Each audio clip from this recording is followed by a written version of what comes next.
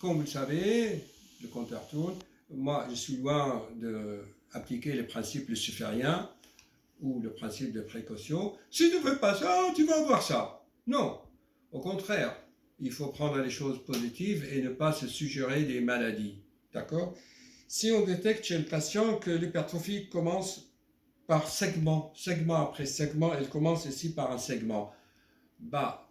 Et quand le patient voit sur le scope, quand on fait le paramétrage pour le test à l'effort, quand il voit que son cœur est cravaché à 140 battements par minute, 140, même plus battements par minute, au bout de 3 minutes d'effort de marche en terrain plat, et qu'on regarde ces fréquences, et qu'on regarde le cœur, moi je dis, n'ayez pas pitié, un peu de compassion pour ce cœur que vous cravachez.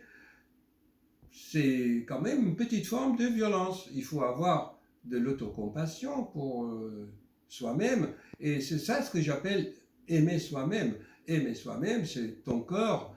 Tu as un peu de charité, un peu de compassion, donc, pour ce cœur que tu fais cravacher à 140 parce que c'est pas tellement de ta faute, hein. Je ne dis pas que c'est la gourmandise, je ne dis pas qu'il faut maigrir, que j'ai dit que c'est un phénomène mondial, puisqu'il paraît que même la pollution par le lithium peut faire aussi modifier le microbiote intestinal, et qu'il faut mieux pratiquer les randonnées, jeûne et randonnées, pour modifier tout ce microbiote. Mais il y a tellement d'autres facteurs aussi qui sont détaillés, expliqués dans cette encyclopédie, hein, universelle, et surtout elle est intemporelle, c'est-à-dire que ça va pour toutes les époques. Alors maintenant, pour la pratique, c'est que mes chers collègues, ils ont prescrit à la patiente des bêta-bloquants à petite dose. Oui, bien sûr, on peut envisager cela sous l'angle d'aide. Ça veut dire que le temps que le sport comme médicament agisse, j'avais dit, il faut 18 mois minimum.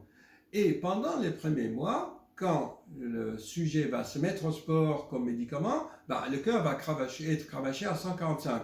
Les petites doses de bêta-bloquants à dose vraiment pédiatrique, 1,25 sur 10, ça va permettre d'initier, d'aider le démarrage. Ça veut dire que quand la patiente va faire son sport, avec les petites doses de bêta-bloquants, le cœur ne va pas battre à 145, mais il va battre à 120, ce qui va permettre à la patiente de petit à petit avancer, le temps de développer le système vague, du nerf vague, que j'explique aussi dans le livre. C'est la respiration, quand c'est le nerf vague qui ralentit le cœur, hein, et le temps de développer le souffle. C'est quand tu fais ton sport, tu fais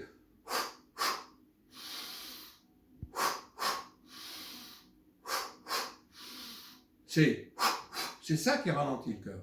Donc voilà, chers amis, je vous ai tout expliqué, et surtout, dans le chapitre 3, comme vous verrez ici, comment le cœur, et comme l'a très bien compris la patiente, compense le système neurosensoriel et le système métabolique. Allez, au travail. Votre avenir, votre santé est entre vos mains, ou entre vos neurones, ou entre vos... Comment? Merci. Voilà.